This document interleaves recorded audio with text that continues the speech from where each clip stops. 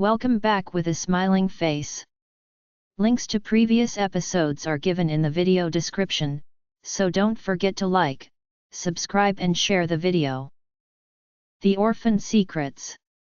Episode 6. Chapter 34.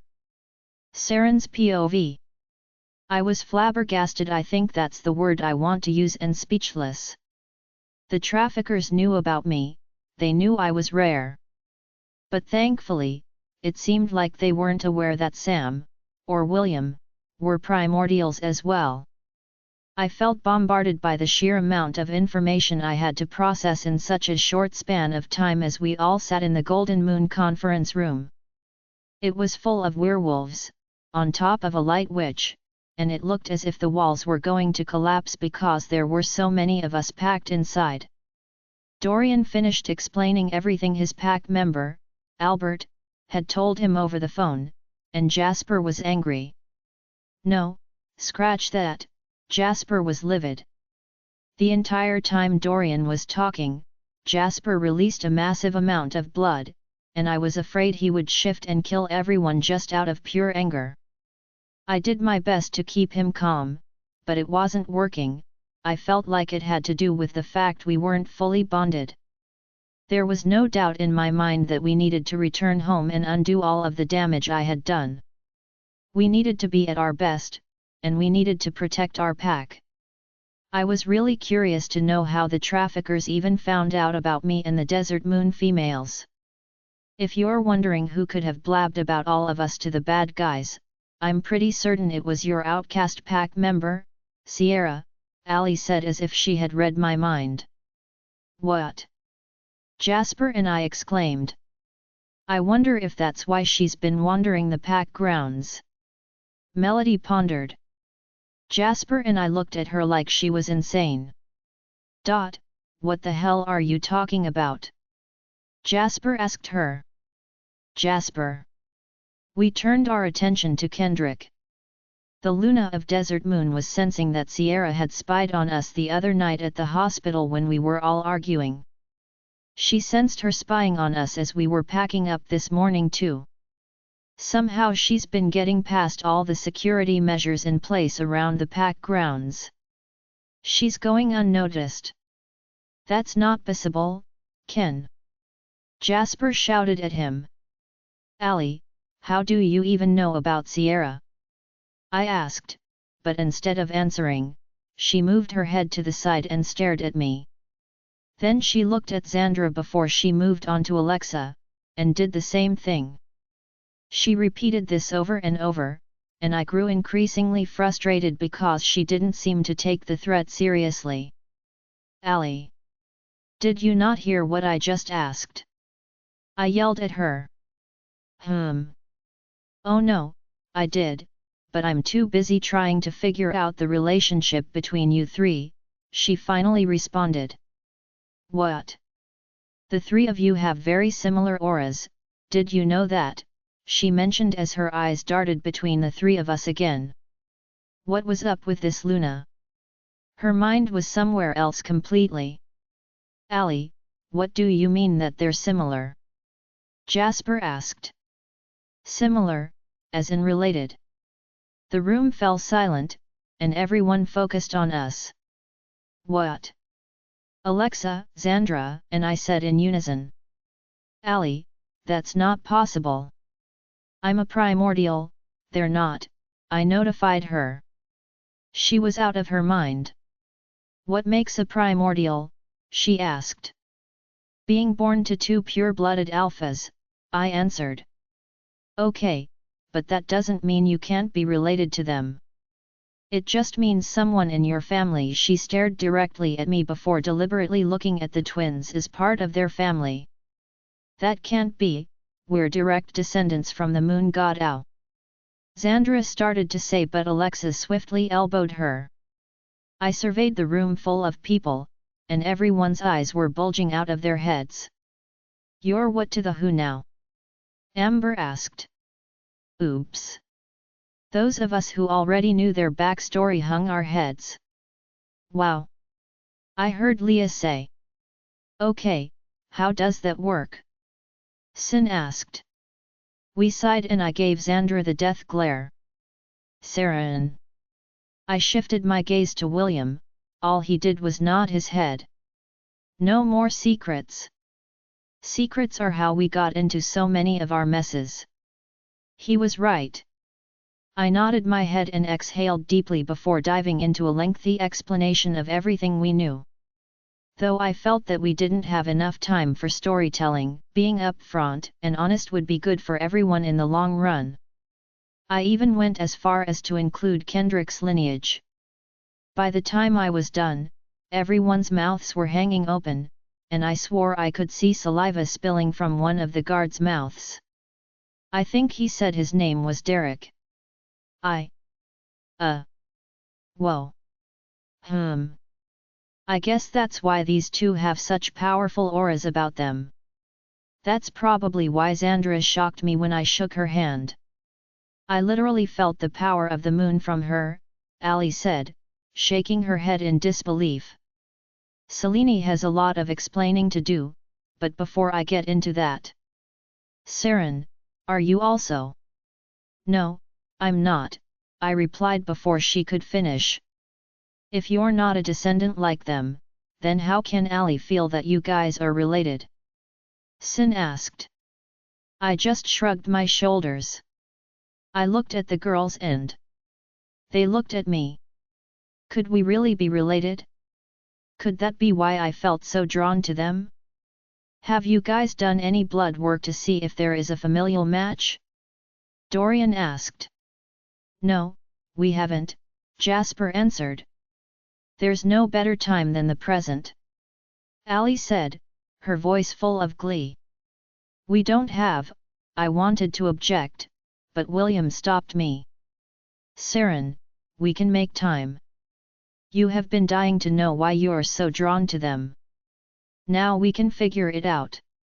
Luna, we have a doctor here who can run the test. We can request rapid results, Griffin informed me. I didn't know what to say to all of this. Saren. I glanced over at the twins who were pleading with me and giving me puppy dog eyes. They wanted to know as much as I did. Just then, Callie spoke to me. Saren, we need to know. If they are family, we need to know. What if Ali is wrong? I have spoken to her wolf, Mercury. They share their gift, just like we share ours. She too believes that we are connected to Alexa and Xandra. I also feel that I am connected to Atlanta and Brooklyn. Callie, I don't know if I can go through with this. Saren, they are not wrong. They are just not sure how close the relation is. It is important that we find out. Dearest. I looked up at Jasper, who gave me a warm smile and nodded his head. He wanted to know too. We have time to prep for the wars. Why don't you, the girls, and Ali go to Golden Moon's hospital and get the answers that you seek? Are you sure? I asked him. I am. The ranked men need to come up with our game plans anyways, we have time to get you 3 answers. Go, he said genuinely. I let out a deep breath and nodded. As Jasper suggested, Ali, Alexa, Xandra, and I went down to Golden Moon's Pack Hospital, where their pack doctor was waiting for us. Thankfully, we were in and out of there pretty quickly. Lunas and Beta. Alexa, please allow the technician an hour to get the results. As soon as he has them, we will call you to my office to review them, the pack doctor told us, and we all nodded. An hour would take a while, so we decided to go to the waiting room, and I figured we might as well get to know Ali better. So, Ali, how long have you been Luna of Desert Moon? I asked. Just under 4 years, you. Officially, 1, unofficially, 2, I answered. I haven't actually started yet, Xandra chimed in, making us smile at her. I'm nervous, but I'm sure Saren can teach me a lot. I doubt that, Xandra. I haven't been the best Luna. I mean, I'm not technically a Luna, from what I just found out, I said truthfully and looked down in shame. I still couldn't believe all this time, the distance I felt from pack members and Jasper had to do with the fact that I forgot to take back my rejection and request my TLE back. Saren, how old were you when all of that happened? Ali asked. 18. Yeah, I think you can cut yourself some slack then. You were practically still a child when all that happened to you. And from what I've heard, you were a child slave. I nodded my head. Saren, you were young, you're still young. I'm not much older, but I still have a few years on you. I was named Luna at 22 and while still human. I can't even imagine the you went through being a child slave, becoming Luna, and getting pregnant at 18, then having to leave it all behind because a psycho B*H teamed up with a dark witch to with your mate's head. Geez, when you put it that way, you make it seem like nothing at all. You know that's not what I meant, she snapped back. Saren, stop beating yourself up for what you did in the past. Leave your past in the past and concentrate on your future. That's easy for you to say. You didn't go through what I went through. Did you lose your parents at the same time? Did you become a child slave? Did someone try to kill you on more than one occasion because they wanted what rightfully belonged to you? Have you ever lost everything important in your life because of someone else? I shouted at her. She couldn't possibly know what I was feeling. Yes, yes, yes, and yes, she said. We can also add on the fact that I've technically died 4 times. My eyes widened and I looked back at her. Xandra and Alexa were silent but also very attentive. Granted, everything that happened to me happened over a period of 20 years, but still. I know what that feels like. I gulped and bit the inside of my cheek with remorse. What happened? Xandra asked. Xandra. Alexa shouted. What? I'm curious. She claims to understand, so I want to know, Xandra defended. I'm so sorry about my sister, Luna Ali, Alexa said. Ali just smiled and shook it off. It's fine, Alexa, and please, call me Ali, Ali replied. I have nothing to hide. What happened in my past is what makes me who I am today. As I mentioned, I was once human. My parents were immigrants and died in a car accident when I was 2. I was an orphan and grew up in the foster system. A place where unwanted children are bounced from home to people who only want money from the government. Some homes were better than others, but the ones that were bad were very bad. I may not have grown up as a slave or in a cage, but when you grow up being a government paycheck for someone and have to clean for them and are told to be grateful to have a roof over your head, I would like to think that it's similar. Either way, I went to school, got good grades, and then when I was 17, I met my first and only boyfriend before Dorian. You had a mate before Dorian? Alexa asked. Humph, I'm glad you asked that. So, at first, because I was human, I didn't know what a mate was, obviously. My then boyfriend, Devon, was strong and fit. Things were good at first, but when I refused to give up my virginity to him because I wanted to wait until marriage, he started to hit me. And I don't just mean slap me, he would beat me. Oh my God, I winced. Yet. It went on for about 9 months. Then, one night, after I graduated high school and was getting ready for college, I went to go see Devon in his college dorm. He was fed up with me not putting out, and he took it. My jaw dropped and the girls gasped. What happened after that? I asked without realizing how emotionally invested I was in her story. I woke up covered in blood and found my way to a hospital. I got him sent to prison for what he did. He threatened to kill me for turning him in. So, that's how I ended up in Las Vegas. 4 years later, I met Dorian, and at the same time, Devon had found me. Devon then conspired with Dorian's ex-girlfriend and tried to have me killed. But before that, Jessica, Dorian's ex, beat me so bad when I first showed up at the pack house, I was in a coma for a month. "Please tell me they're dead," I said. "They are, but here's the kicker. Devon turned out to be a werewolf, and I never knew. And I was his mate apparently." "What?" we shouted. "Yeah.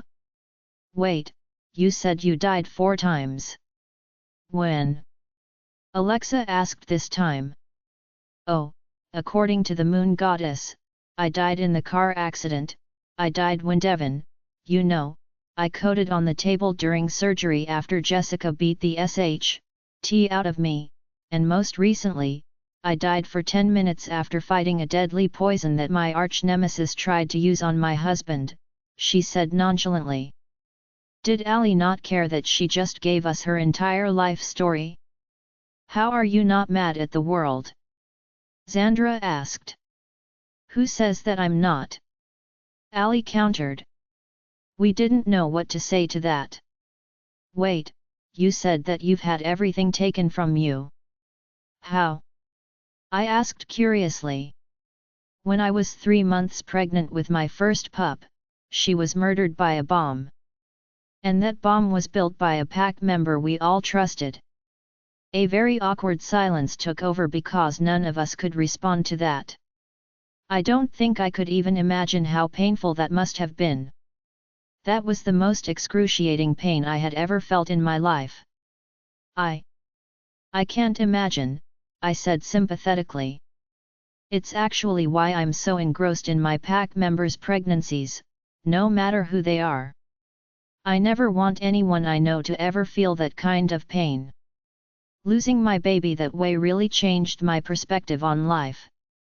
Being a Luna, I feel like the mother of my pack. A den mother if you will. I care about all of my pack members even if that doesn't seem like it. I can't cater to everyone one by one, because that's impossible with almost 500 pack members. But, I do what I can to make them feel important and appreciated. During a battle a couple of years ago, we lost a lot of good pack members. I was relieved it wasn't anyone close to me, but I did what I could to make up for the loss of their lives. Dorian and I paid for all of the funeral costs.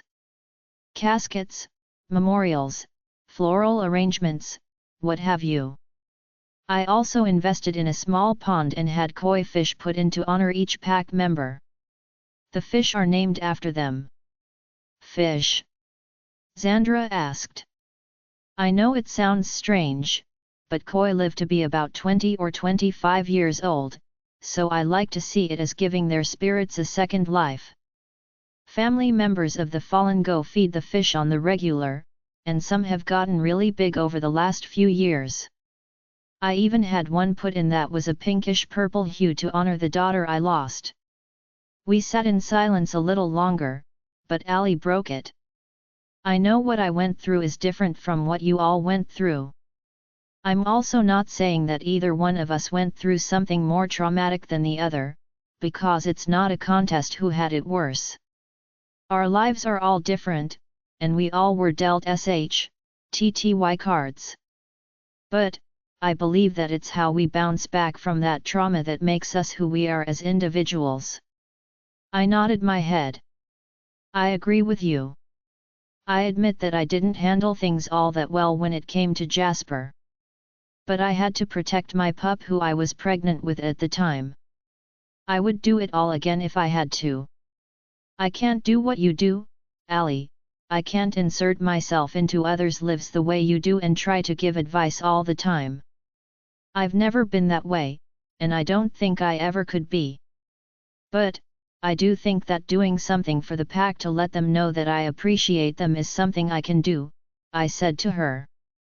Personally, I don't think screaming at people is the best way to get people to do what you want either, I chided her. She looked at me and lifted a brow. Who told you? She asked and smirked. I read Kendrick's mind. Pfft, you're just like Sin. That skank can never turn off her powers. Yeah, but, what I'm trying to say is that maybe being so authoritative isn't the best solution. At least, not all of the time. I mean, a Luna is supposed to be loving and level-headed.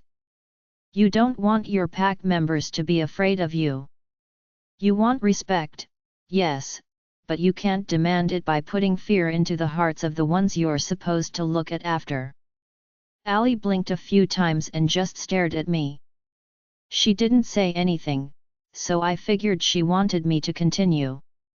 I know that you've been hurt in the past by a pack member, and maybe that's why you have this hard exterior about you, but that's not how you should always be. I mean, I think it's great that you did things for your pack members who died, but saying stuff like, they weren't close to you is kind of harsh, and well, makes you sound like a tch. She lifted a brow and gave me this look like she wanted to slap me. But she didn't. Humph, you got balls, Saren. You got some balls. No one has ever said that to my face, she said to me. I swear I thought I had pissed off and that she was going to tear into me as well. Given what Jasper said about the moon goddess giving her power, I was slightly intimidated by her. But instead of yelling at me, she just smiled. Luna Saren, you've earned my respect, and my friendship. She put her hand out and smiled big. I smiled back and shook her hand. Also, I think you're more than qualified to teach Xandra how to be a Luna. I'll take what you said to heart and try to emulate it. Xandra and Alexa smiled as well.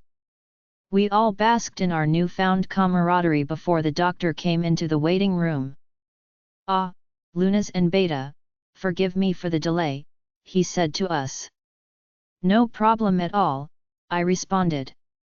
Please, if you will follow me, I have the results in my office, he motioned to us. We got up and followed him. Once we were situated in his office, he turned on his computer.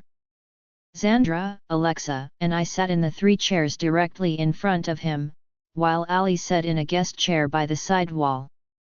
I have to say, the results are shocking, to say the least, but exciting at the same time. I'm ecstatic to know that I am the one who is able to announce this, he said while grinning ear to ear. What are the results, doctor? I asked him. Luna Saren, it appears that you and our Luna and Beta female have a 25% DNA match, he said excitedly. The 3 of us looked at him confused. I didn't know what that meant, and neither did Alexa and Xandra. Half-sisters. Allie said. Yes, Luna Shaw, that's correct. They are half-sisters, the doctor gleamed. What does that mean? Alexa asked. Oh, right, you guys grew up differently. You guys are half-sisters. Meaning that you either share a mom or a dad, Allie explained. My eyes widened. WH. What? I exclaimed. Are you saying one of my parents had an affair? Yeah. It seems that way. Based on your ages, it obviously happened after you were born, but when you were only a toddler. But my parents were still together. They died together. I shouted.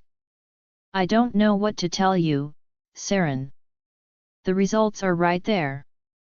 25% DNA match, she said and pointed to the computer. No. There is a mistake. Neither one of my parents would do that to each other.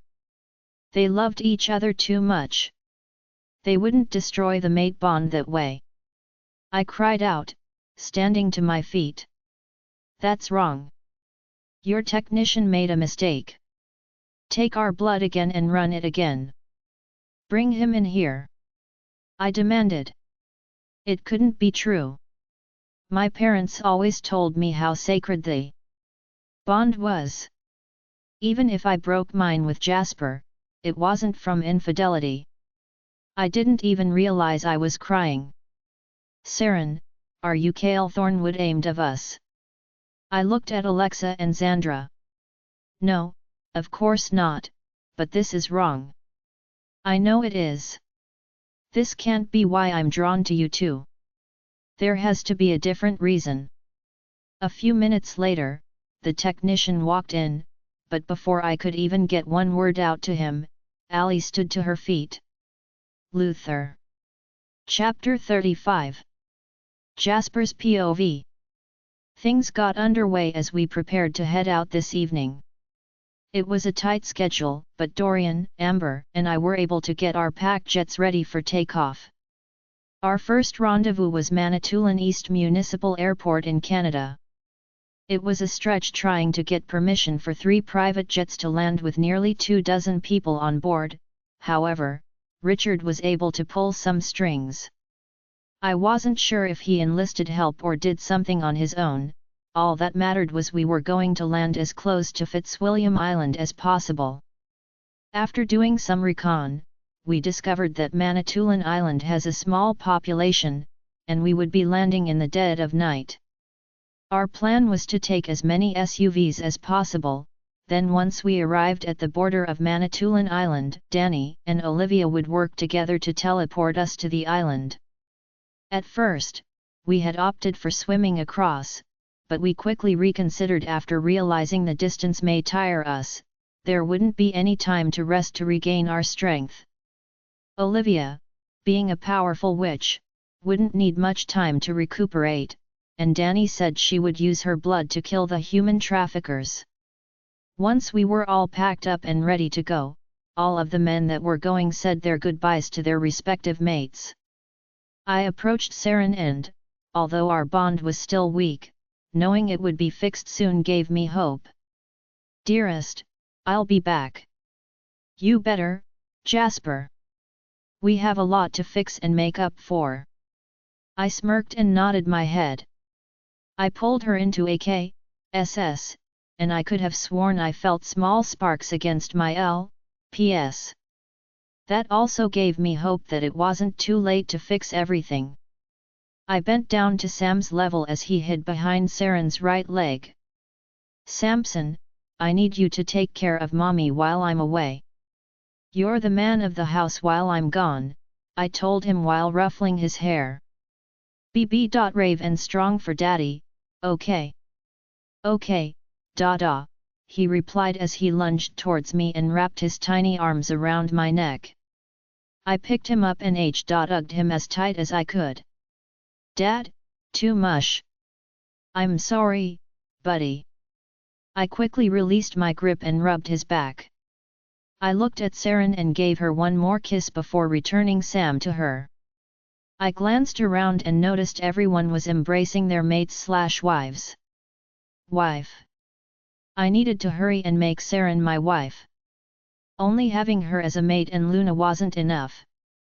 It never was, but I was so preoccupied with trivial bullshit that I missed out on plenty of opportunities to propose to her. When this was over, Saren was going to be my wife. I wanted what Dorian and the Desert Moon men had. All of you better come back in one piece, or I swear to God I will find a way to revive you and murder you all over again, Allie threatened the men of her pack. Dorian and Mikey got down on their knees and kissed their wives' stomachs. I couldn't help but feel envious. I wanted more pups with Saren. I guess I was going to have to try a lot harder when I got back. Boys, you have to leave now if you want to make it on time. Get going, Richard instructed us. We all nodded and headed out towards the 6 SUVs. I got into the first car with Kendrick, Griffin, Brent, and Mav Kellunk, and everyone else dispersed into the cars behind us. Kendrick would lead the way to the airstrip, where all of the jets were waiting. It was go time. The flight took about 2 hours, and the drive to the border of Manitoulin Island would take another hour. Our goal was to make it to Fitzwilliam just before dawn while everyone was still asleep. When we finally landed, I was shocked to see even more people waiting for us. Alpha, they all bowed their heads to Dorian. There had to be at least 6 dozen men and women. How did Dorian pull this off so fast? Dorian, a big African Amkelanan guy, came up to us and shook Dorian's hand. I didn't think it was possible to be bigger than Dorian, but this guy was a giant. Bryce, glad you could make it. So, this was the Bear. How are Siobhan and Alia doing? They're good. Siobhan is expecting again. That's great. Ali and Sin are too. I heard. I'm here to help any way I can. Dorian introduced Bryce and his other team leads. Dorian wasn't playing around when it came to the safety of Ali and his ranked females. I definitely needed to step up my game. After the introductions, we heard something rustling in the brush. Everyone took a stance to eliminate any possible threat, but Dorian immediately had everyone stand down. Albert, you could have gotten yourself killed. Dorian shouted at the individual as they came forward. Apologies, Alpha. Amy linked me that you were all here. Please follow me and follow my exact steps. There are landmines all over, Albert said. Everyone got into a single file line, and we treaded lightly behind him as he led us to the bunker. After about a 20-minute hike, we made it, but all I saw was an empty piece of land. Where is it? I asked. It's below us, Albert answered. You guys, I need to feed, and soon. I turned around, and Danny was starting to sway. Delta, wait a few minutes, the humans do rounds every 15 minutes. It's been 13 minutes since the last check was done, someone unfamiliar ordered her. 2 minutes later, right on schedule, 3 humans emerged from behind a boulder in the middle of the field. What the? Kendrick stated. There appears to be an opening right behind that boulder. That's where they come out of. Albert answered. We watched as the 3 split off into different directions. There was one coming right towards us, and Danny was ready to pounce. Delta, in 3, 2, 1, go. Danny shimmered as fast as she could, grabbed the human, bit down in an instant, and shimmered back to our hiding spot. She was hissing and gulping as she dispatched the human. Hey! John! Where you at? One of the other humans called out, looking in our direction. Yo!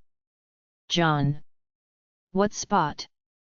Quit your SH.T. William, go! I commanded. William used his superspeed and brought the other human to us while snapping his neck like a toothpick. Yo! What spot you guys? The last human called out. You know I hate these games. Before anyone could make a move, we heard a roar and out of nowhere, this guy gets mauled by a bear. I looked behind me and saw that Bryce was gone. I looked back in front of me, and there stood a very big and ached man. That can move. I said before I could even catch myself. Don't let his size fool you, Dorian advised me. All right, we need to hurry. If these guys don't make it back in 2 minutes, they're going to know something is wrong, Albert said. Darling, it's your turn, William said to Olivia. She smiled and worked her magic. She transformed me, Dorian, and William into the 3 guards we just killed. We picked up their weapons, and Olivia made sure to mask our scents just in case there were other wolves in the bunker that weren't friendly. Lucas, be sure your team is evenly spaced around the field. If anyone other than us comes out, kill them. Make sure the shots are simultaneous, Dorian ordered him. Lucas nodded and got his team in position. The other teams scattered across the field and took their positions. We retraced the steps of the guards and found the passageway behind the boulder. We climbed down the winding staircase and came face to face with another human who was holding a rifle. "Hey, thought something happened to guys. You're a minute late," he told us. "Sorry, John needed to take a piss," I said, pointing at Dorian. He glared at me. "Yeah, well, Levi and Bane want us on tight schedules. We don't need the boss raining hell on us when he gets back," the guard murmured. "When is he supposed to be back?" Dorian asked. "Who knows? But hopefully, when he does, Levi will have gotten Project Gemini back for his buyer. Then we can get rid of the boss and Levi can take over." "What did he just say?" I eyed Dorian and William, and they had the same expression on their faces. The humans were conspiring against Marvin. But why? "All right, well, we'll be heading back to our posts," I said, trying to figure out what direction we needed to go in. "Hey, you guys are on cage duty, remember?" "Right. Sorry, we're exhausted," William said while rubbing his eyes. "I hear ye. Can't wait for this SHT to be over," the guard replied. We all looked at him confused but didn't say anything, and walked in the opposite direction we had originally planned to. Thankfully, it was a single hallway that led down another 3 flights of stairs. I was honestly impressed with the architectural design of this bunker. "Whoever designed this place has good taste," I said while feeling the walls as we walked. "Jasper, stop getting turned on by the design. You can j.irk off later," Dorian whispered. Once we got to the bottom of the stairs, we all froze in our spots. What was before us was nothing short of horrifying. "Moon Goddess, what is this place?" William said, gasping. I muttered, looking around. "There have to be at least 300 cages," Dorian said. "And they're all full," I added on. "How could Marvin get away with having this many captives and no one noticed?"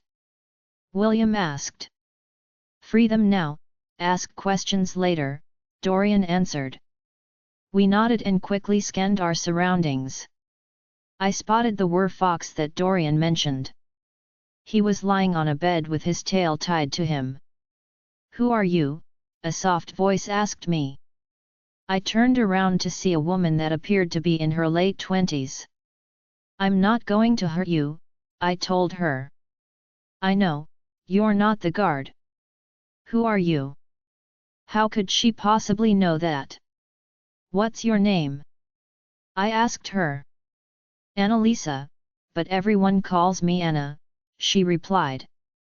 "Anna? Are you an angel?" I asked. "How did you know that?"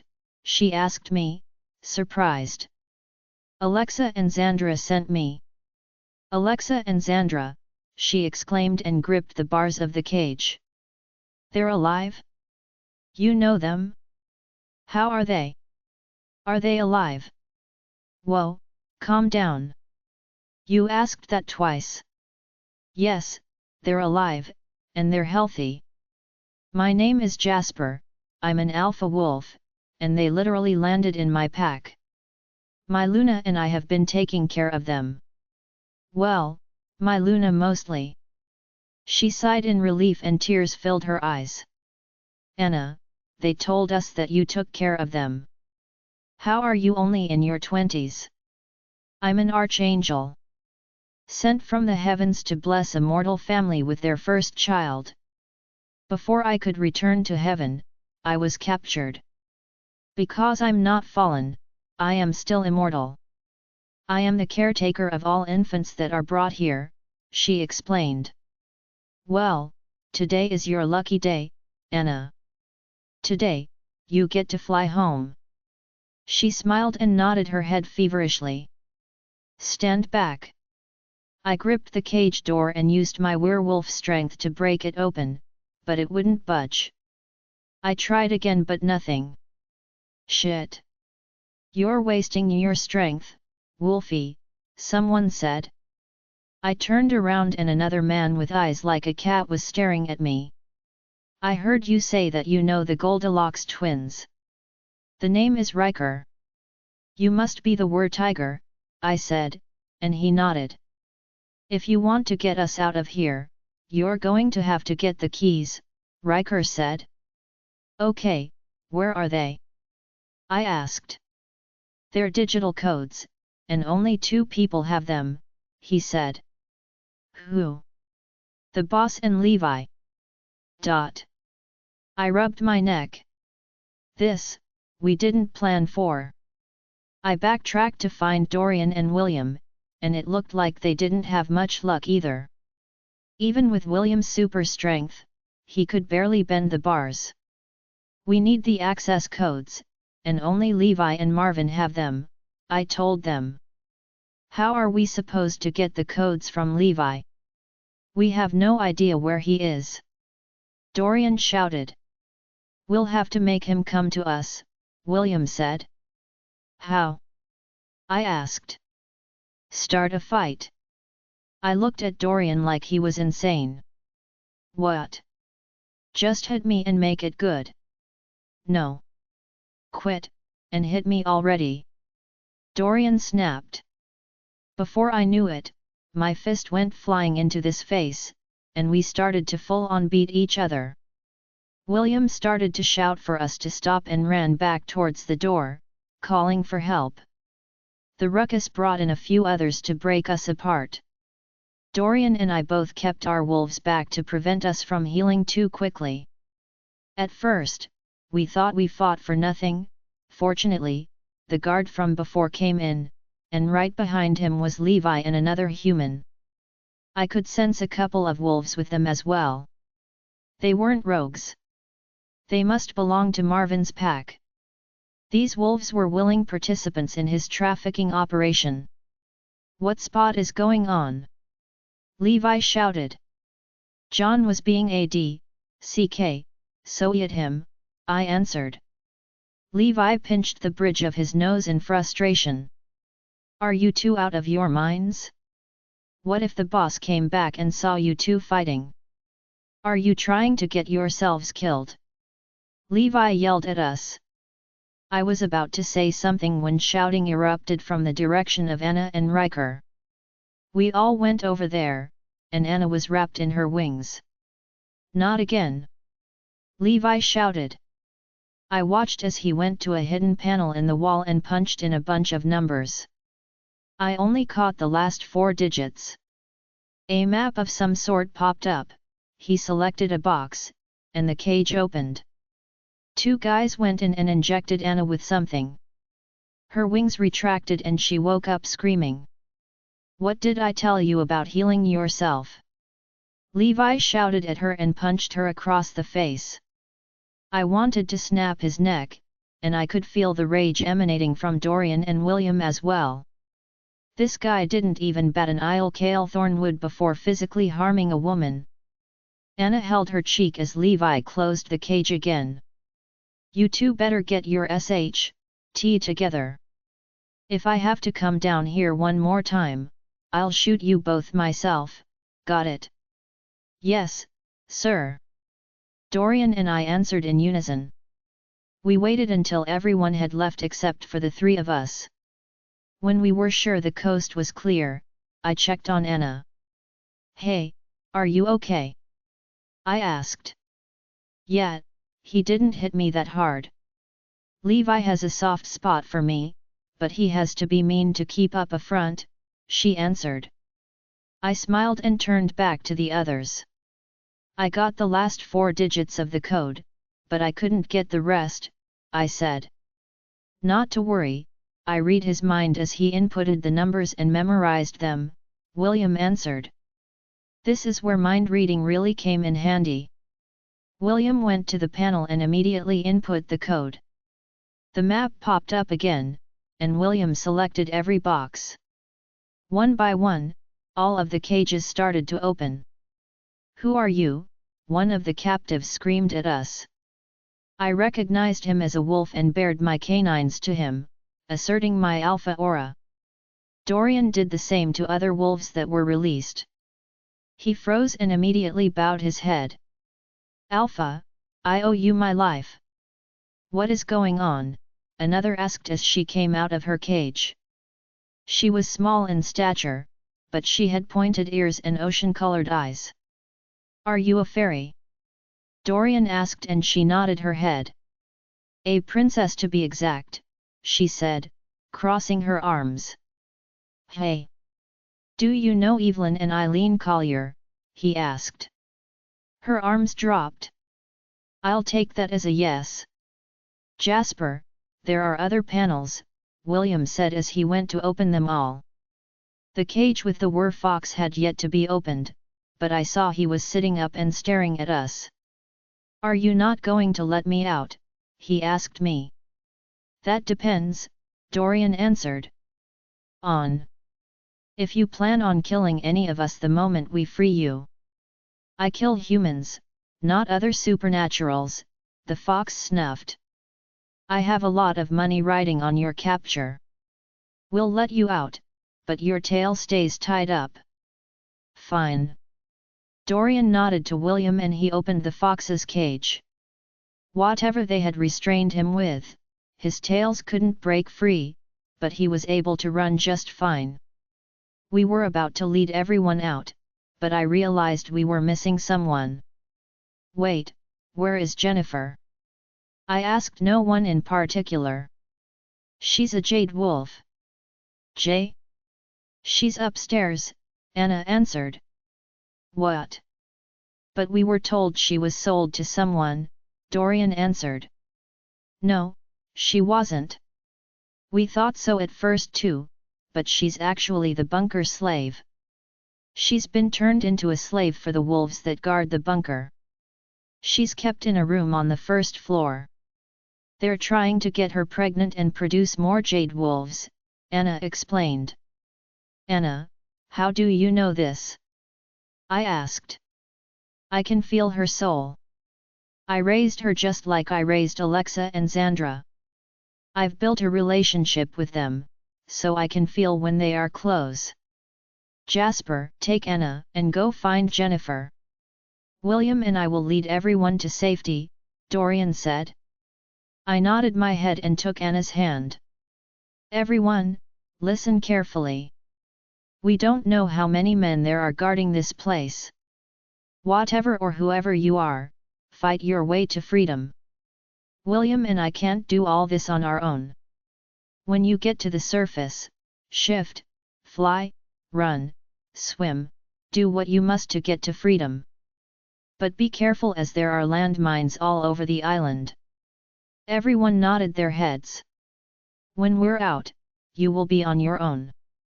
But, if you don't have anywhere to go, we can help you find a home. Wolf or not, if you don't mind living in a wolf pack, my pack is open for new members."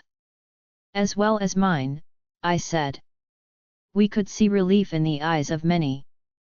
Some didn't care. "All right, let's go."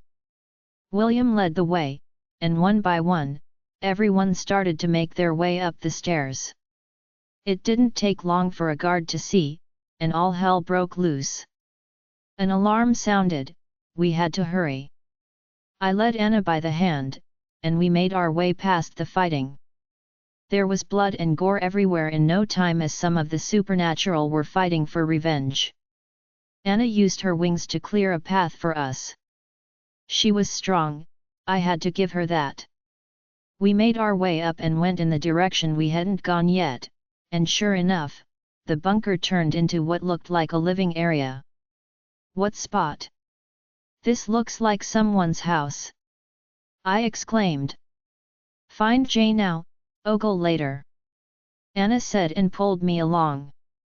How spot was Marvin pulling this off? Hey! Stop right there, someone grabbed Anna. Before he could do anything, I grabbed him and snapped his neck. Jennifer! Jay! Where are you? Anna called out. Anna! A skinny caramel-skinned girl called out from around the corner. Leah wasn't kidding when she said Jennifer was super skinny. She looked like she had been starved and brutally assaulted more times than one could count.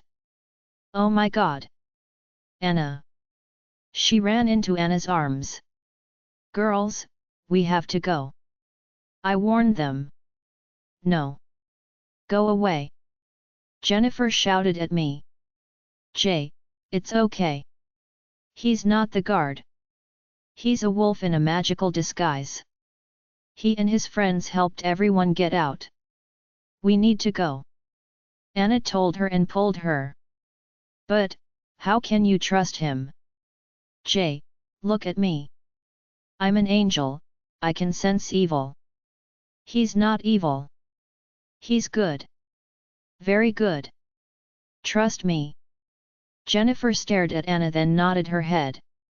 I took Anna's hand, and she took Jennifer's hand. I led them back the way we came, and there were bodies everywhere. I could smell Dorian's blood.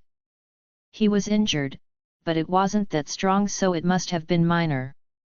We made it to the final staircase that led up to the field. I had the girls go first. As soon as I grabbed the railing to follow after them, I heard a gunshot go off and a burning sensation on my arm. I had been shot, but it only grazed me. It wasn't silver, so that was good. I looked behind me and saw Levi. You traitor! He shouted at me. Blade, let's do this. With pleasure. I gave full control to Blade and shifted. I watched from Blade's eyes as Levi started to panic. Blade charged towards him and he ran from him screaming murder. I was never one for killing humans, but these men were monsters. They got involved in our world and exploited us for profit. They were after our women and children, and I wouldn't stand for it. Especially knowing that Saren was one of their targets now. Blade could feel my fear and anger and he swatted his giant paw at Levi, throwing him into the concrete wall. All you heard for a hard thud. Levi tried to crawl away and begged for mercy. I shifted back because I wanted him to see me. Thankfully, it appears that shifting into Blade broke Olivia's cloak and I was myself again. You? How? Levi choked. My eyes were black and my canines were still out. You thought you could come to my home and get away with planning to kidnap Alexa and Xandra. Then you had the audacity to plan an abduction for my Luna. I growled in his face. It wasn't my plan, it was Marvin's. I only wanted Project Gemini. Well, they're off limits now, and your time is up. But, before I kill you, tell me where Marvin is. I don't know, I swear. He doesn't tell me where he's going. Then you're useless. I gripped his neck with all my might and crushed his larynx. I dropped him and watched him suffocate to death. I ran back towards the stairs and went up. I arrived at a field full of bodies and saw a few of the captives we had freed. They tried to fight back and lost their lives in the process. I shook my head in sympathy. Their souls were free, and they were longer held captive. Jasper, there you are! Kendrick shouted, running up to me. Did we lose anyone? I asked him. No, but there are some injuries. Thankfully, most of the men were human, and the ones that were werewolves were weak. We managed to capture a few of them. I nodded my head. What about Levi? Dead. Marvin. I shook my head. Destroying this bunker was only the first step. We needed to find Marvin and kill him. We needed to cut the head off the snake. Otherwise, this would never end. Chapter 36. Saren's POV. The journey home from Golden Moon began at sunrise after we said our goodbyes to everyone. I felt apprehensive about leaving Golden Moon without protection since William was going with Ali and company to drop off Jennifer. But Jasper reminded me that Riker was there now and that the girls now had their mates along with the entire pack of Golden Moon to protect them.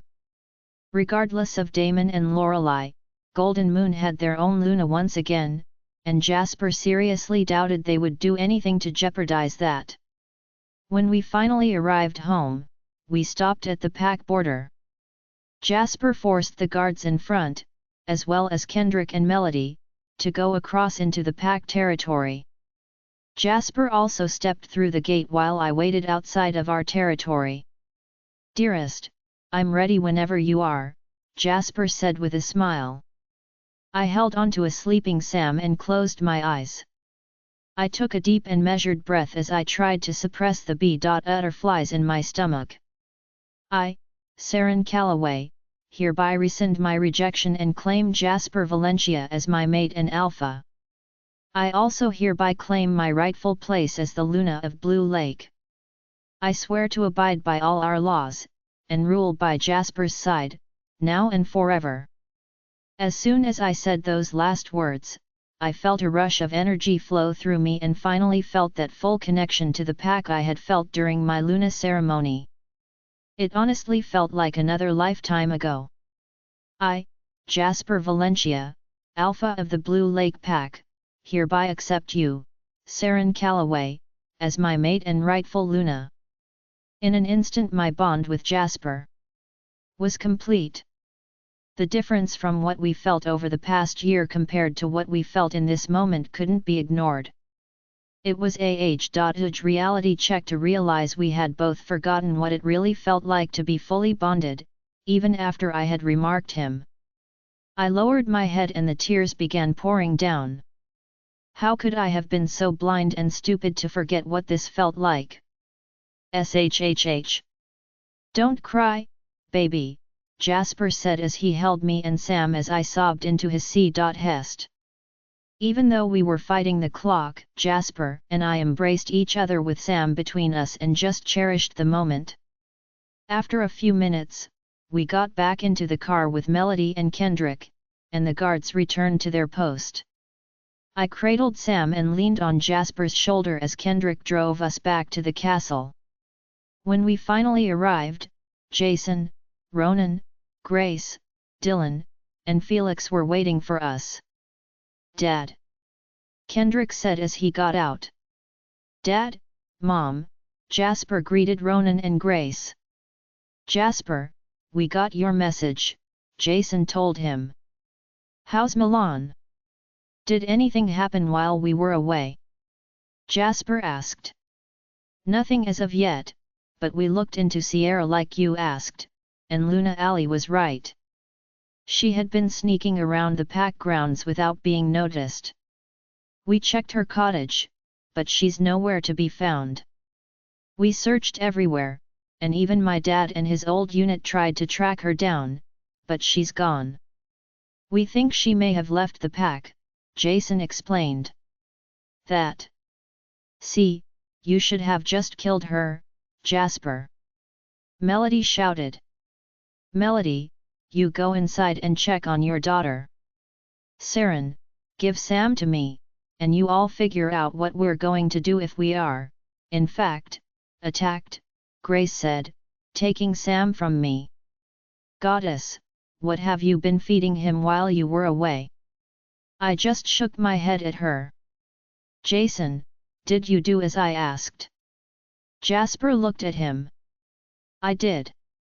Have you heard anything from Dorian yet?" "Not yet, but I know they plan to arrive at Xavier's pack territory right before it's time. If Leah's vision is accurate, then whoever attacks us will be in direct contact with Marvin," Jasper replied. "How can you be so sure that it's him?" Ronan asked. "Because he's the only one that stands to gain anything from us. All he knows is that Alexa and Xandra aren't here. Xavier wouldn't be ballsy enough to tell Marvin that the girls are now mated and the future Luna and Beta of Richard's, or I should say Griffin's pack. He would be sentenced to death, Jasper answered. You're right. Let's take this inside and get ready. If Dorian's beta female is legitimate, her vision should come true within a few hours, and we need to be ready, Ronan said. We all nodded and we went inside. Jasper turned to me, and I knew exactly what he was going to say. Don't even think about it, Jasper. This whole keeping me a secret thing is over. Our pack is in potential danger, and I refuse to just idly stand by anymore, I said, putting up my hand to his face. Also, when this is all over, we will have a pack gathering, and we will tell the entire pack everything about me. If they become fearful, or anything other than accepting, we will handle it, as Alpha and Luna. If they don't like how we run things, they can leave on their own 2 feet and go find another pack. But I will not hide anymore, and you will no longer coddle me, got it? Jasper bit his tongue and grunted. Fine, but try not to kill anyone unless absolutely necessary, okay? Explain what you mean by absolutely, because these people, whoever they are coming to cause harm to our home and family. That warrants killing them, does it not? I countered. She has a point, Melody sounded off. You've been holding her back, and you've been a SHTTY alpha. We get it, you guys had your wires crossed and things weren't 100%, but they are now. That means you need to quit about everything and be the alpha you were before Layla and her bullsh. Call Svetlana and get her to work her voodoo. She's turned a new leaf, hasn't she? Jasper lifted his brow at her, annoyed with the fact that she butted into our conversation. It looked as if he wanted to protest, but Kendrick and Jason also shook their heads at him. Bro, you need to let this whole protection thing go.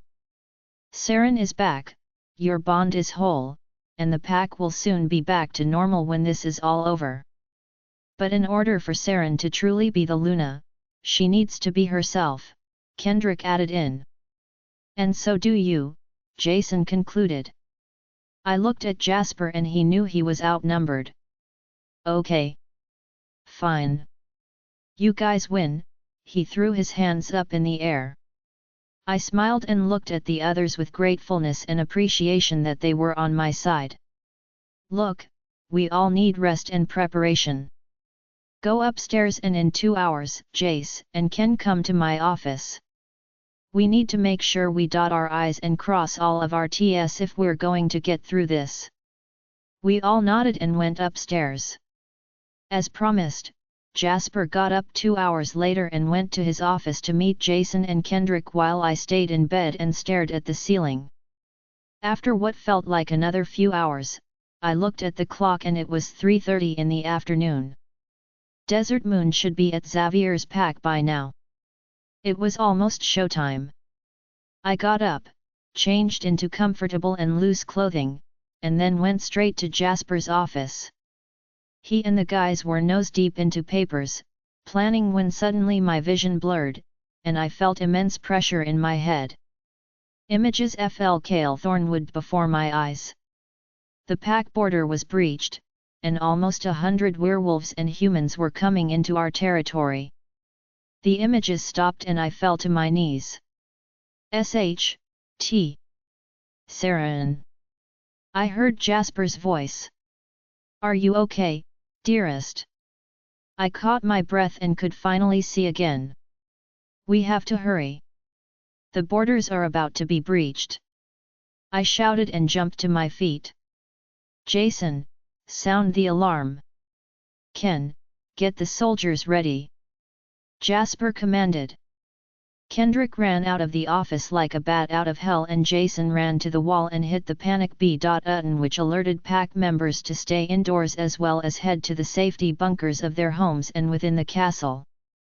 As soon as I recovered, I raced out of Jasper's office too. Siren, wait. I heard Jasper's voice, but I wasn't about to let these have the upper hand. If there was anything about Leah's vision that was significantly different, it was that I was here now.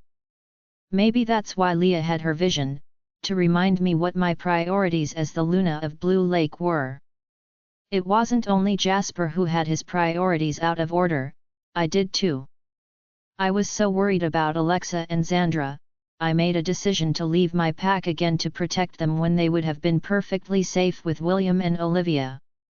I made the decision to abandon my pack for a second time, and it could have cost us had Leah not received those visions.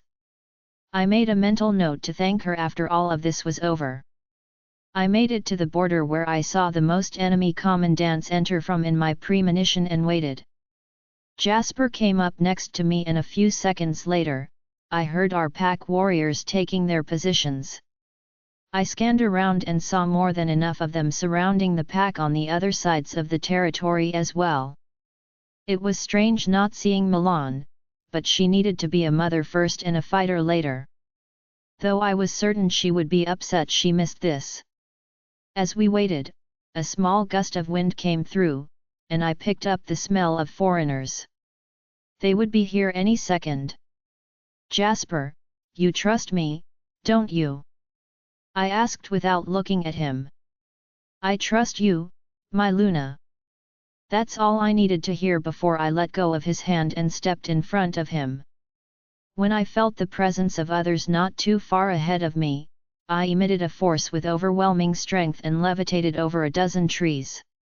I could hear shouting and incoherent words.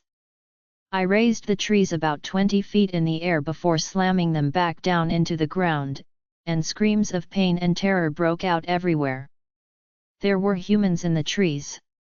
Hunters. Removing the trees also took away the wolves' hiding places and exposed most of them. They were caught off guard, and our pack members who weren't fitted with weapons immediately shifted, including Jasper. We had the upper hand because we used the element of surprise. They began to scramble, and Jasper lunged for the closest wolf he saw. This triggered everyone, including me. I gave Callie control and shifted as well. As soon as we did, a wolf pounced on us and bit into her shoulder. Callie yelped in pain but used her powers to throw him off. The wolf recovered and watched as Callie healed instantaneously. His eyes held nothing but shock. Callie's eyes started to glow, and she kept the wolf in place with our powers as she thornwooded her claws across his throat, slicing him open. She didn't even wait to watch him die before she took off to kill another. Callie had complete prowess now that we no longer had to hide who we were. We felt invincible. We saw a pack member being overrun, 3 against 1. She rammed into one of the enemy wolves with all of her strength and broke his ribcage. He whimpered in pain as she bit into his neck. When she felt him die, she turned and went to take out another. She grabbed her tail and swung her as hard as she could, thornwooding her into the trunk of one of the fallen trees. It didn't end well for the enemy as she was impaled by a ranch right through the heart. The relieved pack member was able to dispatch the final wolf. When he was finished, he bowed his head to Callie, something a lot of pack members hadn't done before. Callie bowed back. As she did, we heard a massive growl and knew immediately that it was Blade. Callie looked around and saw Blade was face to face with 3 humans, all with guns pointed at him. Without even thinking, Callie roared and sped across to where he was and pounced on all of them. She crushed one with her weight, while the other 2 were knocked over and rolled around. Blade grabbed one by the head and ripped it off of his body while Callie ate the heart of the other. When they were both done, Blade and Callie looked into each other's eyes and nuzzled one another. They needed this too. Siren, are you okay? I'm fine, Jasper. What about you? I'm perfect. I could just see the smile on his face when we mind-linked each other. Retreat, we heard someone scream. We watched as the few remaining humans and wolves ran for their lives. I didn't want any survivors. Not if it meant that this trafficking group would come back for revenge. I quickly shifted back and saw a small fire burning a few yards away. I made the fire even bigger and spread the flames to cut off their retreat and created a ring of fire around them. What spot? I heard the humans scream as they began to panic. Wolves started to shift back and you could hear their screams from feeling the flames. Siren! That's enough! Jasper shouted at me. No. They came here to hurt us. If they live, they're going to come back. I will not allow that. I screamed and moved the flames inwards. Siren, this is not what we do. They're done. We can capture them and turn them into the elders. Killing during an active attack is one thing, but not this. I glared at him. You asked if I trust you, and I meant it when I said that I did. But I need you to trust me now too. I softened my glare and realized he was right. I turned back towards the fire and expanded it but kept it up. I surveyed our surroundings and saw nothing I could use. So, instead of building a wall, I split the ground underneath them and created a hole 20 feet deep. They screamed as they fell in, but none of them died. I'm sure some of them had some broken bones, but they'll live. I then used 3 of the trees that were still intact and covered the hole. I spun back around to face Jasper but was met with the incredulous faces of all our pack members who just witnessed everything. Whoa, did the Luna just do that? A pack member asked. Everyone just nodded in silence. Surprise, was all I could say. Okay, I know that this comes as a major surprise to you all, and we will address it in the interim. However, we still have work to do, Jasper intervened. Pile up all of the bodies.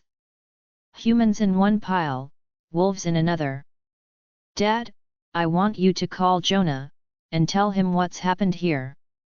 Kendrick, call Golden Moon and let Griffin know that we have everything under control here.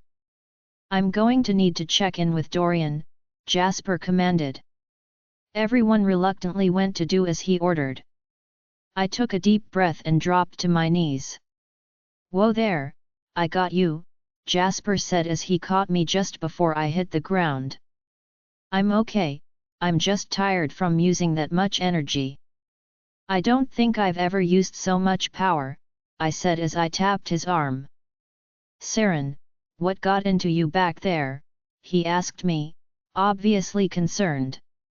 I was angry, Jasper. Angry that we were being hunted, and that someone of our own kind did this to us. Our own pack member betrayed us, and had Leah not had her visions when she did, we wouldn't have come home on time to save our pack. Our pack members would be dead, and it would be because of people like them. I shouted and pointed to the makeshift holding cell I created. I know, I thought the same thing. But you were about to burn them all alive, Siren. They would have done it to us.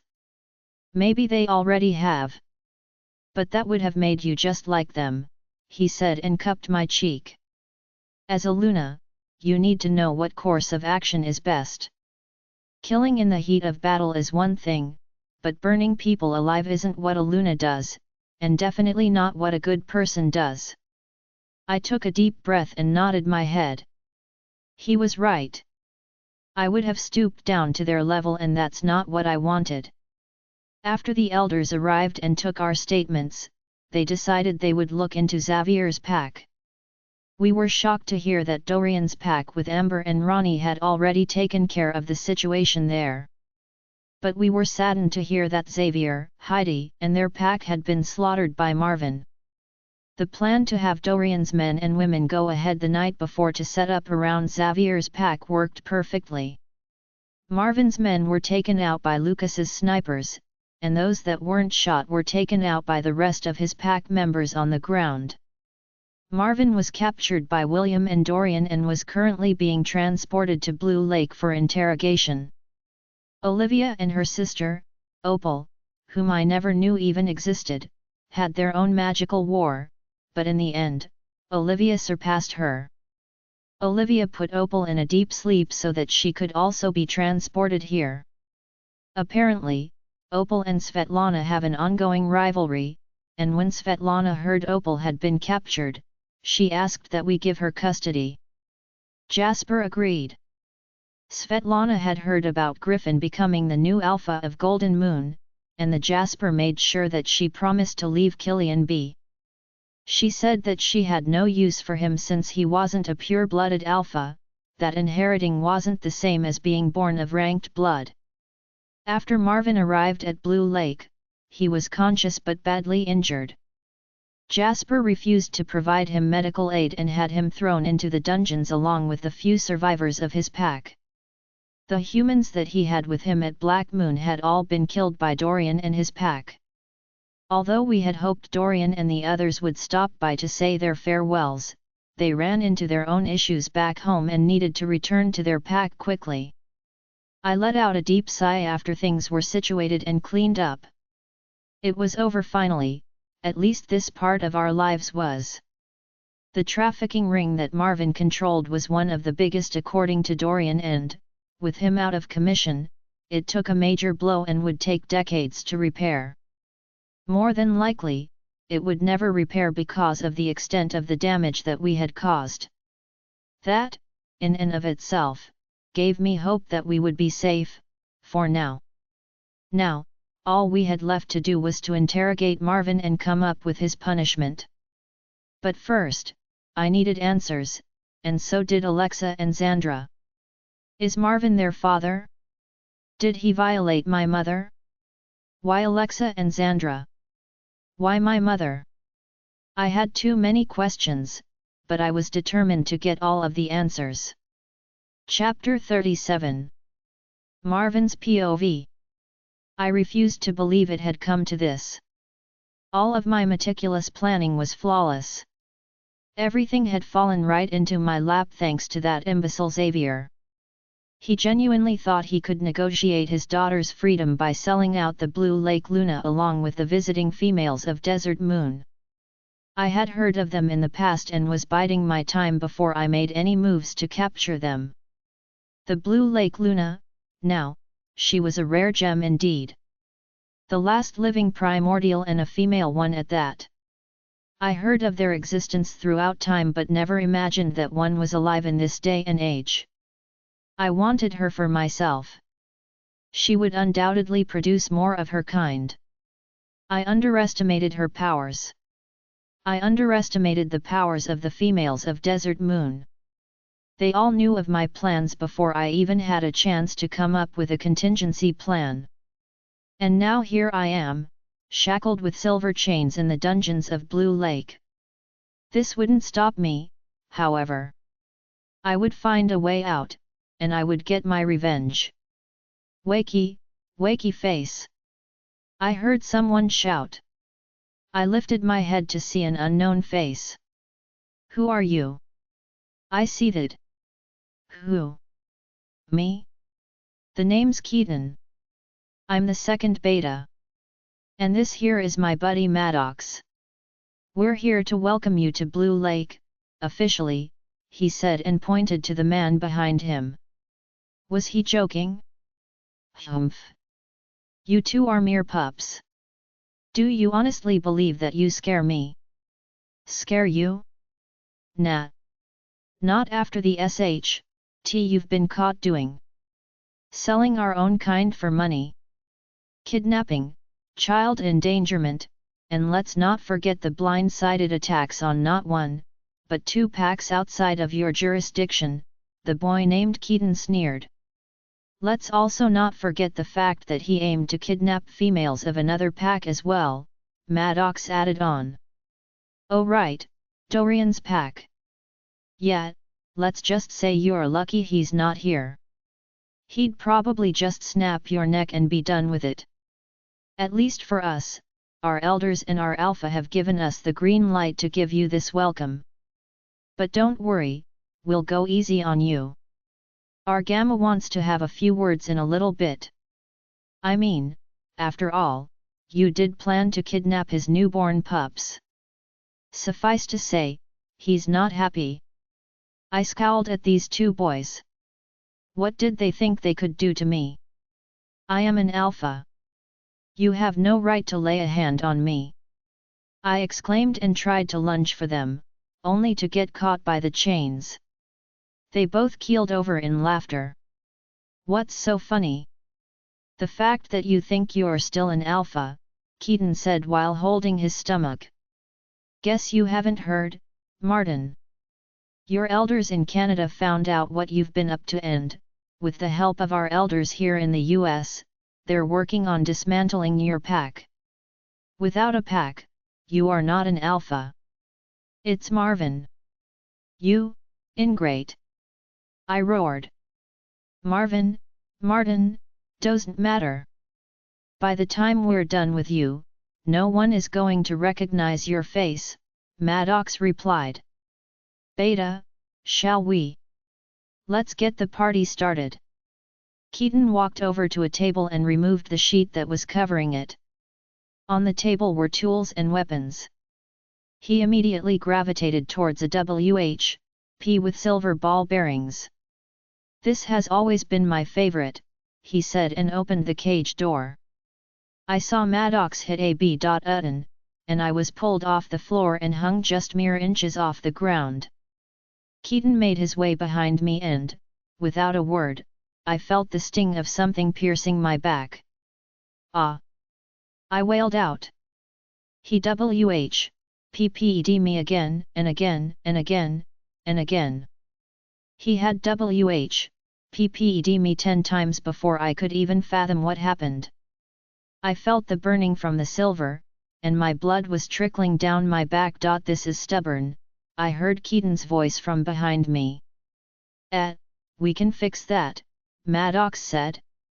I watched as he went to the table and picked up a pair of pliers. He walked over to me and grabbed my hands.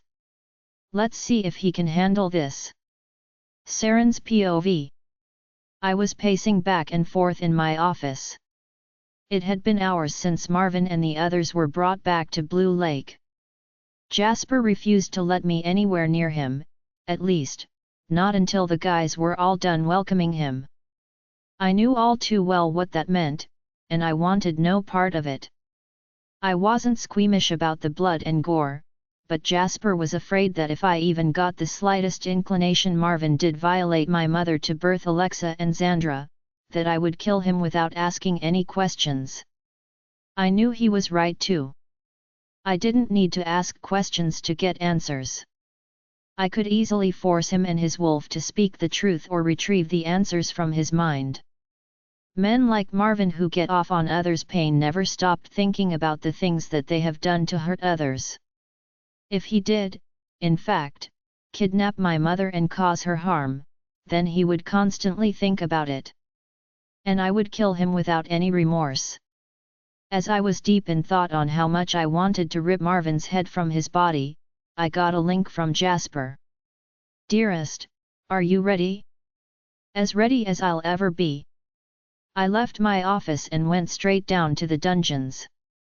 When Owen opened the door for me, the smell of blood, bile, and feces immediately overwhelmed my senses tenfold. I reflexively gagged. He hated having a sensitive sense of smell. I swallowed a few times in an attempt to get my stomach to cooperate. Once I was finally able to move past the smell of death, I made my way down the stairs. I hadn't been down here since the day I killed Layla. I never thought I would ever find myself in this place again, and yet, here I was. I walked past the cells where the hunters and surviving members of Marvin's pack, army, or whatever they were a part of, were being beaten and interrogated by our pack members. I was surprised to see Justin and Victor down here, but they seemed to be fitting in nicely with the other guards of our pack. I half expected to see Jason down here too, but it seems that he was with Milan and their pups.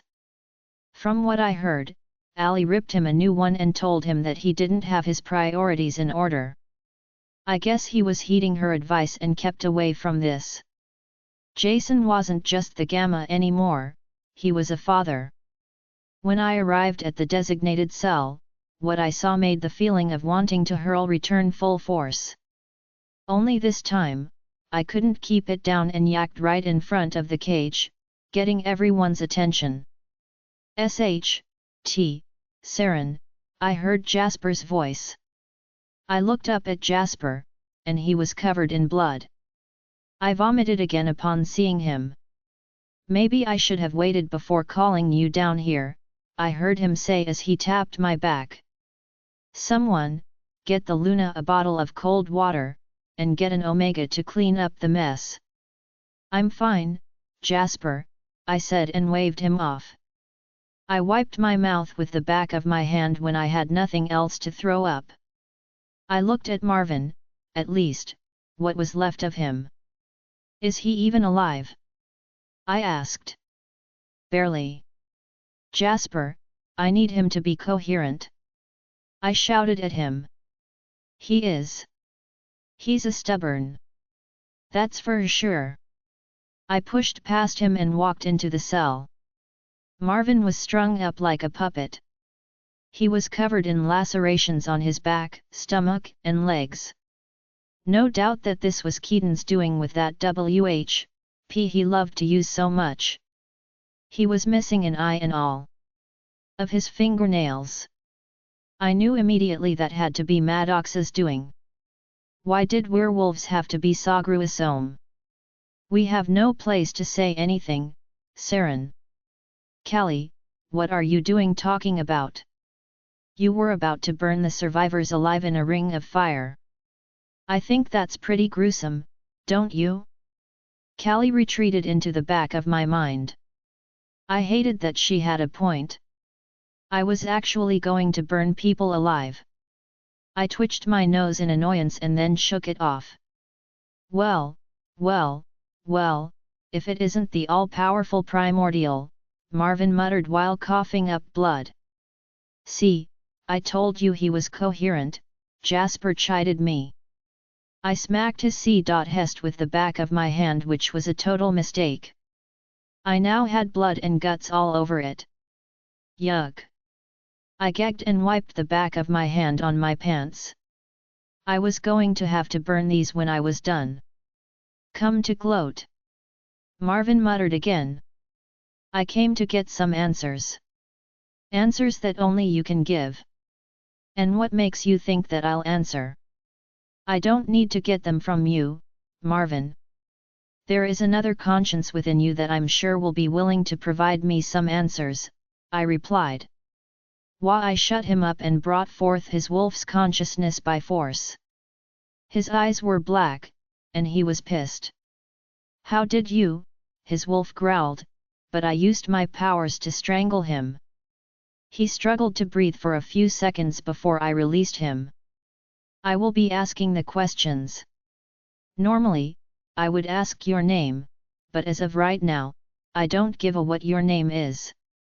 "Impudent little pup," he snarled, and I suffocated him again. "What part of I will be asking the questions did you not understand? Are you as stupid as your human counterpart? Or are you deaf?" I growled back. "I'm more powerful than you, and I have no issues with allowing my mate and our men to continue with your torture. Your pathetic life is now in the palm of my hands. If you want to live, then I suggest you shut up and listen. Do I make myself clear?" He nodded his head. "Good." I released him again. "Let's start with an easy question. Is Marvin the head of the trafficking group?" "Yes." "Were you a willing participant in his masquerade?" "Of course. I am his wolf. I will always choose his side." "Damn, you're just as inged up as he is," Jasper retorted from behind me. I shot him a glare. He put his hands up and backed away. "Why would Marvin traffic his own kind?" I went on. "Money. Why else?" What made him live this kind of life? Our mate. What? Our mate is the reason he started this kind of life. She was human and needed a kidney transplant. You humans call it end-stage renal failure. Unfortunately, Marvin was not a match, so he could not give up his. Why didn't you have your pack members try? Jasper asked. Marvin did not trust that they would be willing to give up an organ for a human. But she was their Luna, I replied. No, she was not. Jasper and I looked at each other and then back at Marvin's wolf. Marvin had a chosen Luna. He did not want a human as a mate, but he did not reject her either. I would not allow him to.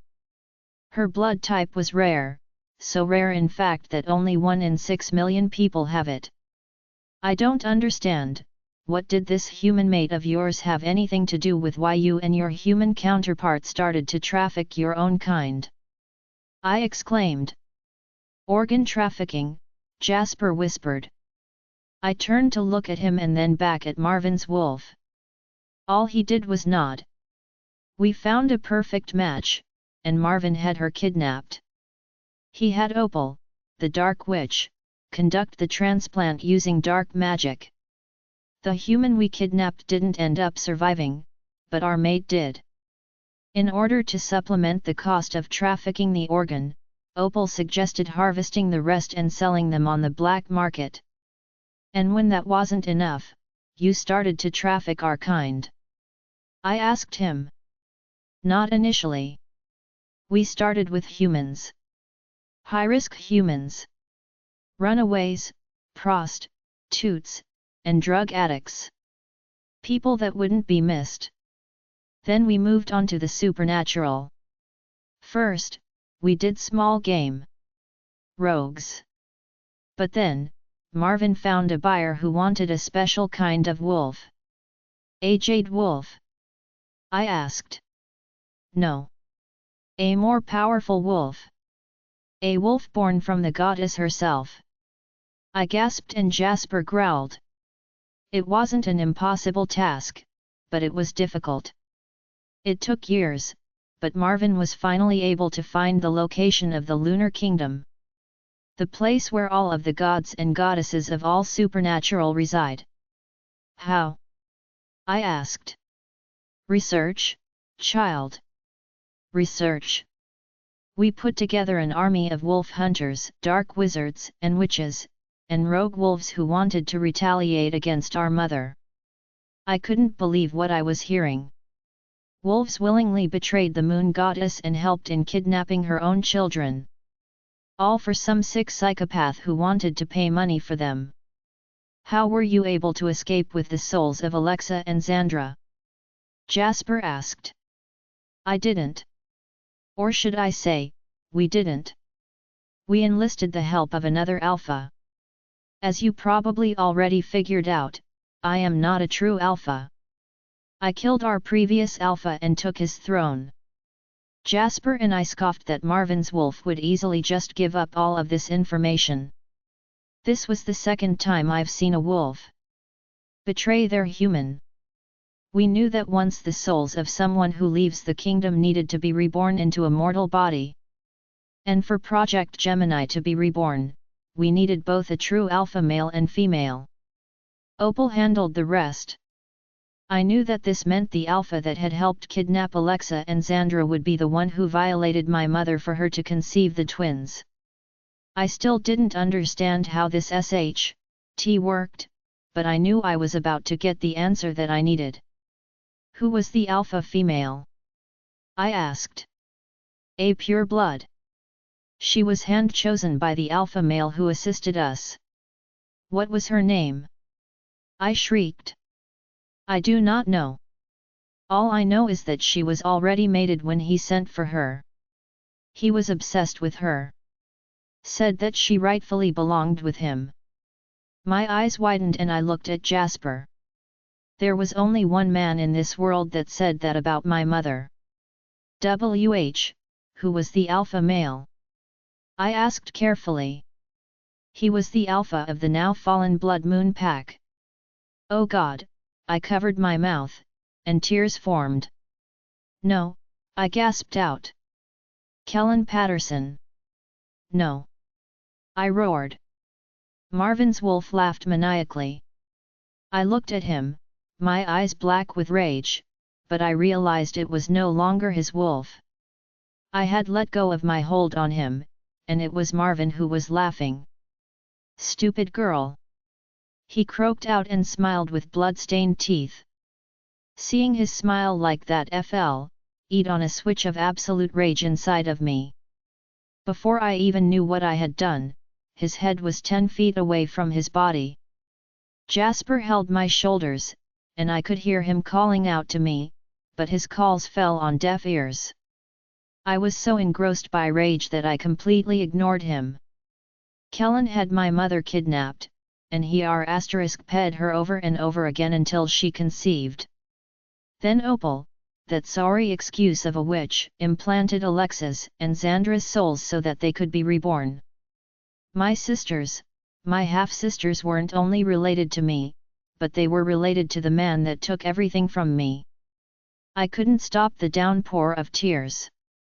The only family I had left in this world were born from the man that took my parents and my pack from me. The man who made my life a living hell for 8 years. How was I supposed to accept them now? Chapter 38. Xandra's POV.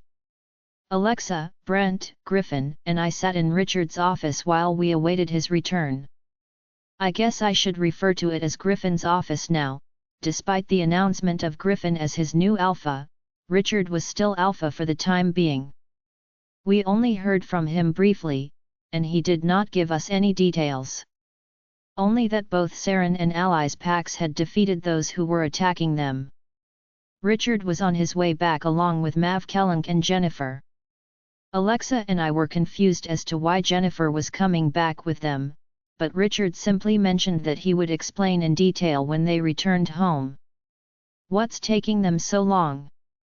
Brent asked impatiently. Calm down, man. Richard said that it would be a bit since they needed to make a pit stop at Blue Lake to drop off Marlin, Griffin responded. Marvin, Alexa, and I corrected him. Does it honestly matter? Griffin asked us. Alexa and I just rolled our eyes in response. Just then, Griffin's eyes turned cloudy for a moment. Perfect timing. They're back. We all waited with anticipation, and a few short minutes later, Richard, Mav Kellunk, and Jay appeared. She clung to Mav Kellunk and kept staring at the floor. She looked so defeated and weak. Oh my God, what happened, Jay? I exclaimed and ran over to her. Alexa was right next to me. She collapsed into our arms, and we carried her over to the sitting area. She sobbed straight into the pillows. Richard, what happened? Alexa asked, turning around to face him. The Desert Moon Beta's visions came true. We were attacked, but it wasn't by Xavier. It was by Marvin. We all looked at him confused. Marvin's had the help of a dark witch. Turns out she's Olivia's evil sister. One sister a light witch, the other sister a dark witch. Apparently, the traitor of Blue Lake, Sierra, had been spying on Jasper and Dorian's pack discussions under the radar. She gave all the information she knew about Saren, Allie, and the others to Xavier in exchange for safe haven. Xavier then tried to bargain with Marvin. Jennifer, in exchange for the information he received. Xavier was double-crossed, and Marvin ambushed his pack. What? We all shouted. Sir, what about J.'s parents? Brent asked. They're dead, Mav Kellunk replied softly. We all whirled back and stared at him as though we heard him incorrectly. Along with their entire pack. Black Moon no longer exists.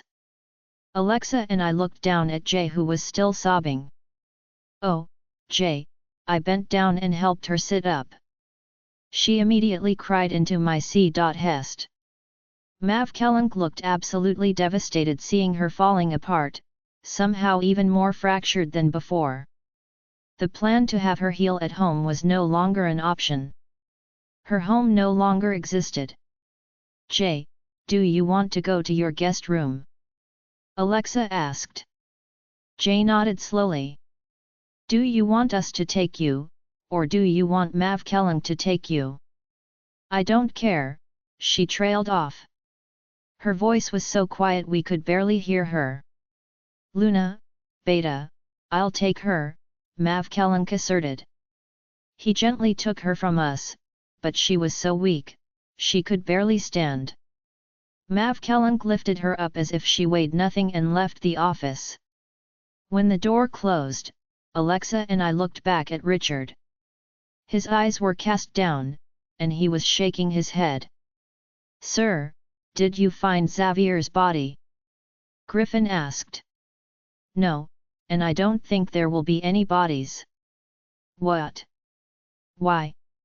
Alexa asked. "Before we left, some of Dorian's men found a large pile of kale thornwood in a hole that was about 10 feet wide and 20 feet deep." I gasped loudly and covered my mouth. "Are you saying they burned the bodies?" Brent asked. "It appears so," Richard replied. "We would have seen smoke coming from that way then. Even if Black Moon is a few hours away, a smoke that large would catch our attention, or at least human attention." Griffin shouted. "We believe the Dark Witch burned the bodies with dark magic given that we didn't see any smoke of that magnitude," Richard responded. "What's going to happen to Jay?" Alexa asked. "Well, she is technically Mavkelunk's mate, which makes her the future gamma female of this pack. Unfortunately, her body is too weak to take on such a role, for now," Richard answered. "For the time being, we need to be here to support her emotionally and physically. We need to get her health back in order, and she is going to have to decide if she wants to be with Mavkelunk or not." Alexa and I just looked at each other and gave a knowing look. Thinking back to last night when her wolf, Zahara, said she would protect Jennifer from everyone and everything, even Mavkelunk, made us worry. "Girls, is there something you need to tell us?" Griffin prodded. I bit my bottom lip, and Alexa avoided eye contact. "Lex, I may not have known you long, but you have an obvious tell, baby," Brent told her. "A what?" "A tell. It means you do the same thing over and over when you're trying to lie or hide something. You avoid eye contact." "You're the exact same, Xandra," Griffin said to me. "You bite the side of your bottom lip." Alexa and I both glared at them. They didn't budge. Alexa and I looked at each other again and caved. "Fine," I shouted and threw my hands up in defeat. "Last night, we met J.S. Wolf. She came out suddenly and felt like she had to protect Jay." "Protect her from what?" Griffin asked. "From everyone and everything. Including Mavkelunk," Alexa replied. "Why him?" "He's her mate," Brent said. "Psychological trauma." We all looked at Richard. The poor child has been in captivity practically all of her life. And from what we heard Marvin say about her, she was used as a slave to try and produce more jade wolves. In her mind, all men are evil, and all men will hurt her. Griffin muttered under his breath. "Damn," Brent grumbled and rubbed the back of his neck. "We convinced her to go home to heal, mentally and physically with her parents. We felt that would be best for her, and Mavkelunk agreed. But given what you've told us happened to them, that's obviously not going to happen anymore," I said and put my hands on my HPS. "We're afraid that if her wolf continues to think Mavkelunk is a threat, she may force Jennifer to reject him. Or Zahara may even do it herself," Alexa continued. "Do they even know the concept of rejection?" Griffin asked. We both shrugged. We had no idea if she knew or not. I mean, maybe not. We didn't even know. At least, not until Saren explained everything to us a few weeks ago. But she said that rejection was painful for both people involved. Neither one of us wanted that honestly. We were just afraid to find mates so suddenly, I replied. Whether she knows it or not, we cannot force her to accept Mav Kellunk. Just like we couldn't force Xandra and Alexa to accept the two of you, Richard stared point blank at Griffin and Brent.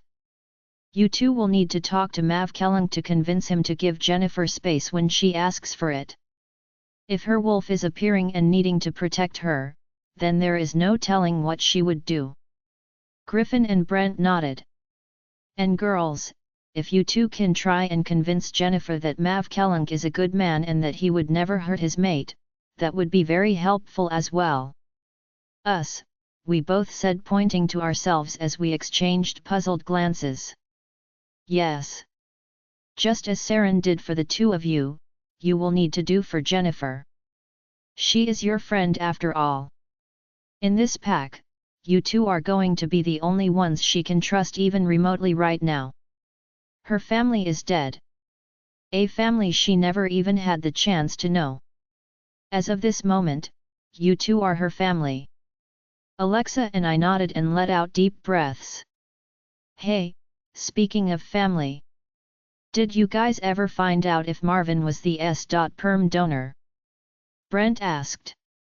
That was a good question. Are you serious? Yeah, I got it. No, it's okay, Jasper. It's understandable. Yeah, I'll relay the message. Okay, take care.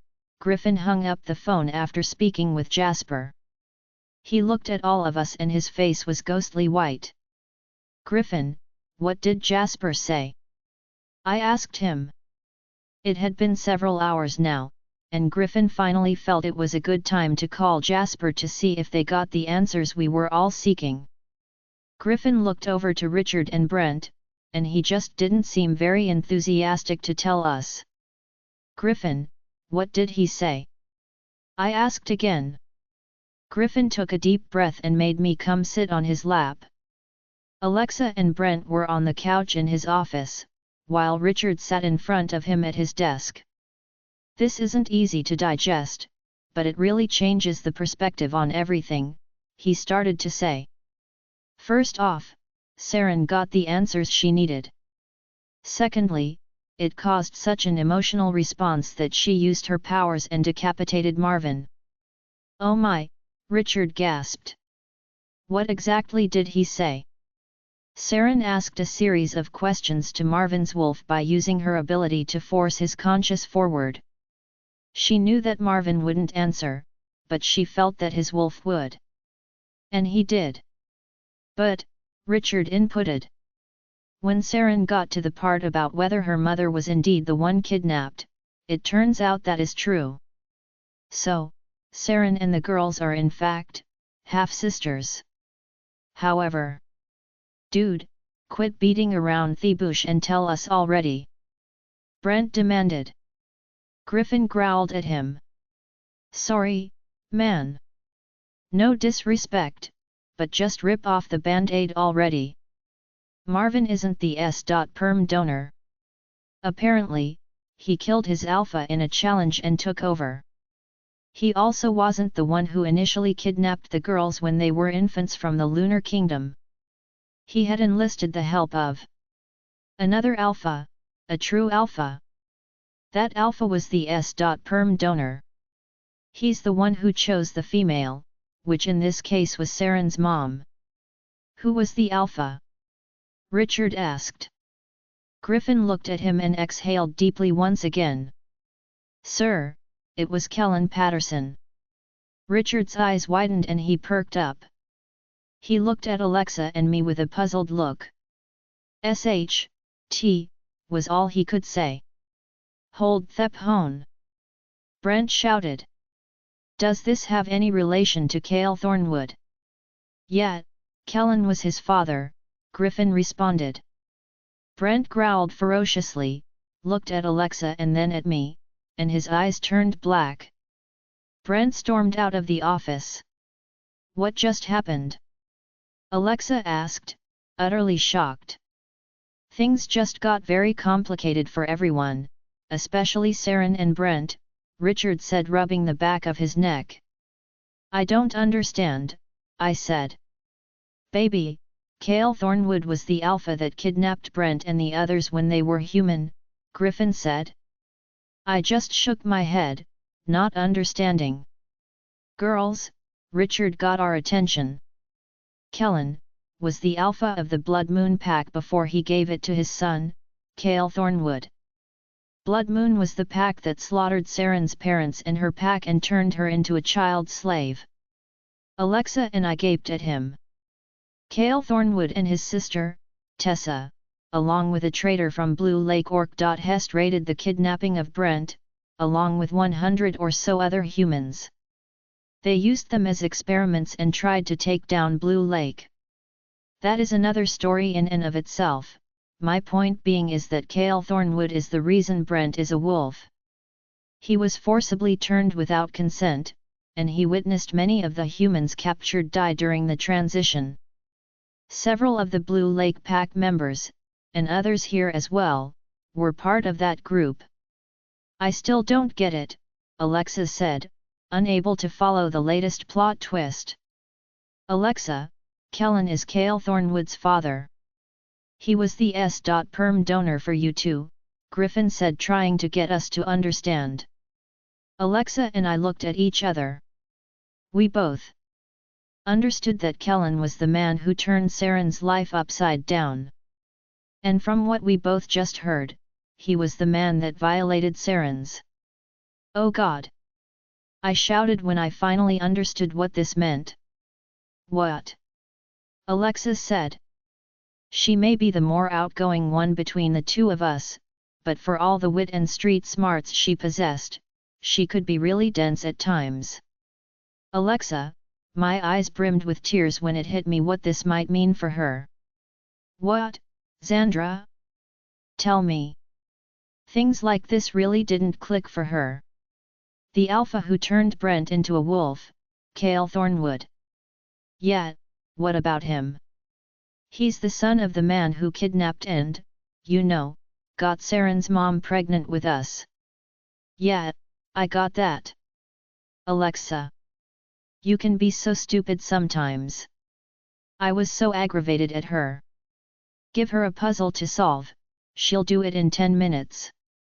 But give her anything related to science, she blanked.